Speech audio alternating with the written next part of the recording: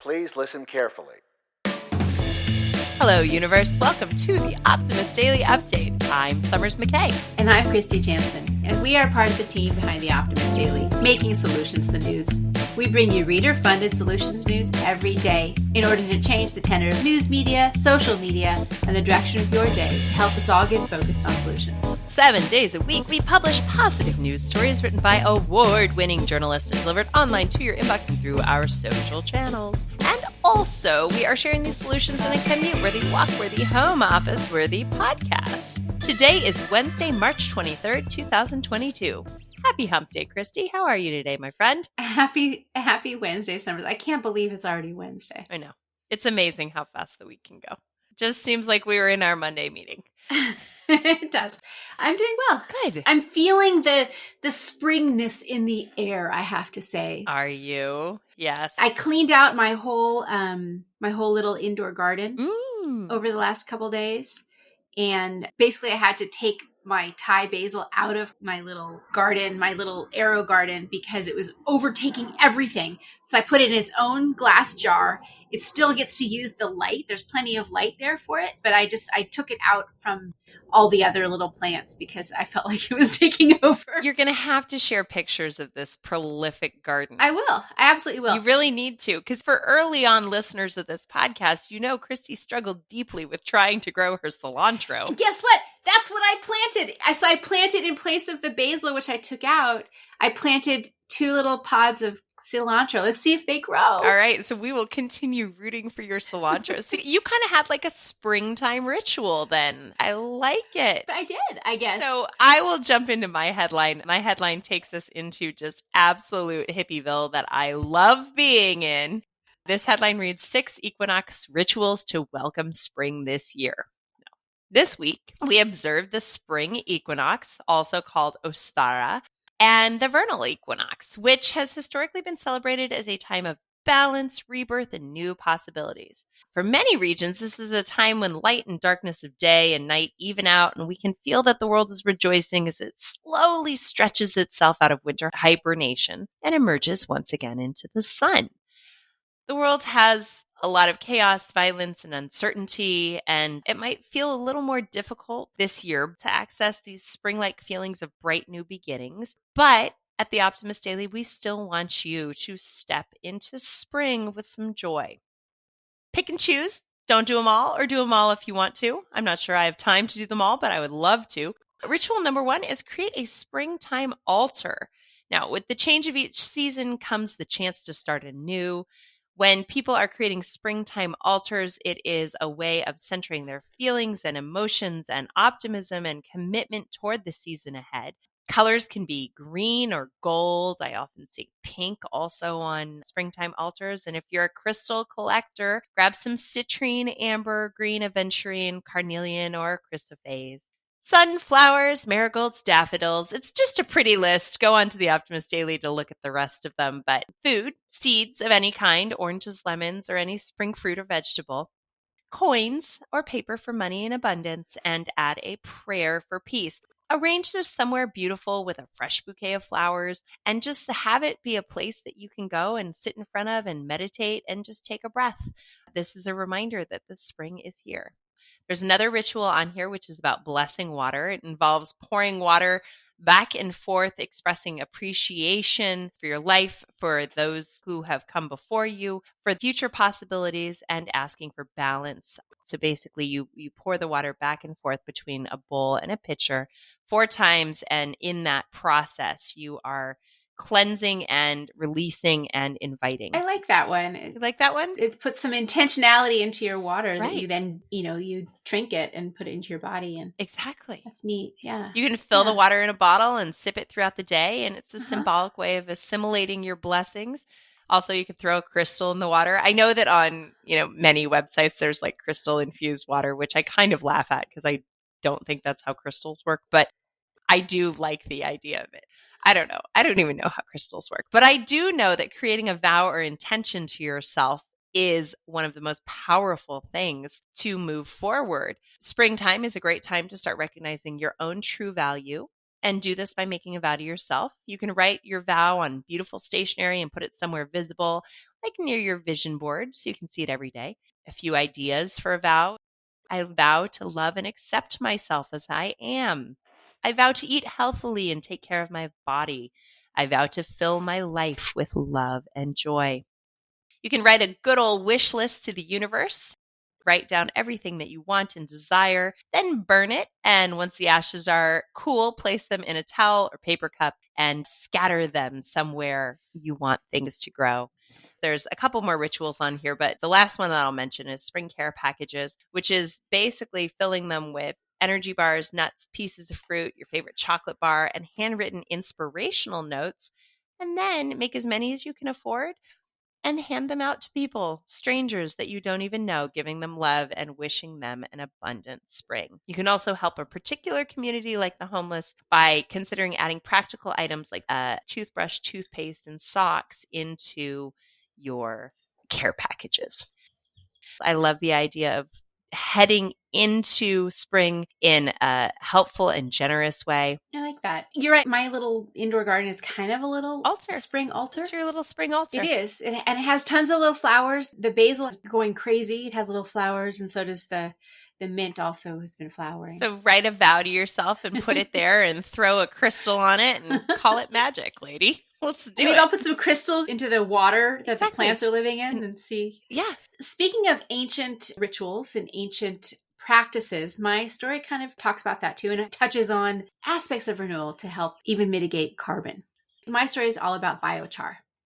And the headline reads, "From feedlots and farms to cities, biochar reduces carbon emissions." What is biochar, Kristy? All right, so biochar is a substance created by burning wood, crops, or other organic waste at very high temperatures and low oxygen.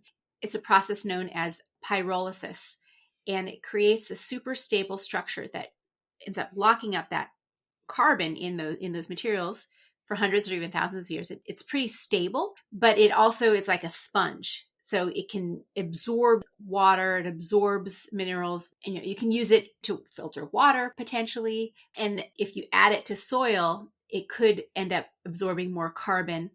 There's a study from 2010 from Cornell University showing that biochar added to soil could draw down 12% of global annual emissions while improving soil health, water retention, and crop yields for farmers. But it's a little more expensive. It's too expensive to add it at scale right now, the way our current economics is structured. But it's something that's been used for generations. Indigenous communities in the Amazon put charcoal into the ground where the soil was not so great for growing things. And as they added this biochar, it upgraded nutrient-poor soils and turned them into pockets of dark, fertile earth, which are called terra preta. So, Kristy, forest fires, right, and trees burning, the redwoods burning and some of the big forest fires, that is actually a process of earth renewal. Right. So is that, in essence, putting biochar back into the soil when the forest fires are happening a little bit? Well, the problem is when those forest fires rage out of control,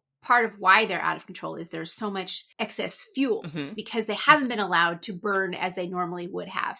Or as in days past when more indigenous techniques were being used and they actually do controlled burns to remove some of the fuels that are around the bottom of the forest. So the trees, which need that heat actually to reproduce in some cases. So it's part of the process, part of the ecosystem life cycle here in California, which has been thwarted for decades. And that's part of why we have these massive wildfires. If, on the other hand, we decided to clear out those forests, remove dead trees, and use them to create biochar, which then there's lots of different things we can use it for, that would actually be a way of containing that carbon and preserving it in a stable form for hundreds or thousands of more years. And creating a fiscally viable solution that individual organizations could pay for. Absolutely. Because they would be buying the biochar. Right. And so that's what's starting to happen. Kathleen Draper, who's the board chair of the International Biochar Initiative, which is an NGO that promotes the biochar industry, is talking about how this is the beginning of an industry. Usually the price point is quite expensive. So farmers are really not the ones that we can use to adopt this expansive product, but there's so many other places that can afford it. And that's what this article is kind of about. What are the other industries that might be able to afford including biochar in a way that would be very beneficial, not just to their industries, but to the environment as a whole? One is waste management. So there's tons of feedstock. There's lots of stuff to burn. Yes, there's the dead trees, but there's also lots of agricultural waste that gets burned just in the fields. And when it gets burned like that, it just releases it into the atmosphere, all of that carbon. But if we do it in a controlled way, you can actually help to constrain it. Dairy farming, which right now, in addition to the feedlots, they make more than milk. They also make lots and lots of methane. All of the waste pools are big producers of methane producing bacteria. So by adding biochar, it actually helps to promote the absorption. Yeah, it fluffs up the compost ecosystem. And the extra oxygen allows aerobic microbes to outcompete the anaerobic methane producing microbes, which also produces less methane into the atmosphere, which is a very harmful greenhouse gas emission.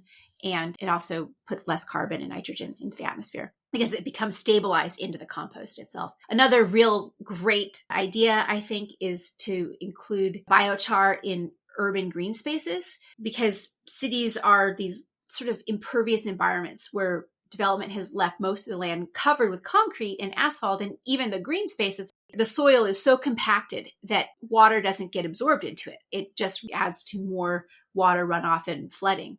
But if you add a layer of biochar, it actually helps to absorb water into that soil, especially if you kind of break up the topsoils. And it turns that soil, instead of a hostile environment, into one that is more carbon sequestering and absorbs more water. Anyway, there's lots of different things you can do with it. And I just thought this was a really interesting article to talk about. This reminds me a little bit of the story that we talked about yesterday as far as ways that Midwesterners can help the oceans, including not raking their own leaves, right? Instead, it's about putting increasingly absorbing material into improving our environments so that we can filter out some of the negative chemicals that are ending up in our water systems and, ending up in our food subsequently. Right. If you can't bless all the water on the earth, we can filter it with some biochar in regionally appropriate areas. I love this story, and you're right. It's fun to see the beginning of a new industry. What else do we have today? So we've got a drug used to treat alcoholism effectively treats vision disorders in mice. That's interesting. Or little alcoholic mice. And the results from the World Nature Photography Competition are in. This is always a good one. I love this one every year.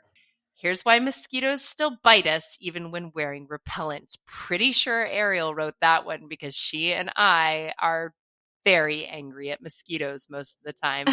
What else do we have, Kristy? Well, David Beckham surrendered his Instagram account to a Ukrainian doctor for a day.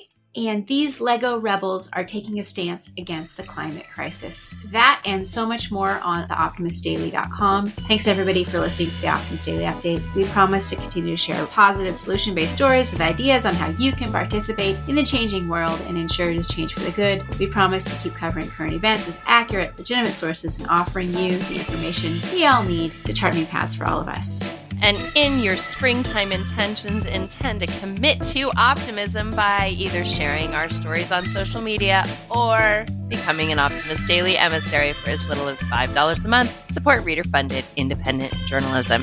Thanks, everybody. We appreciate it. We'll keep the Optimist Daily free to all who need it, supported by those who can with your help, and we'll be back tomorrow with more solutions.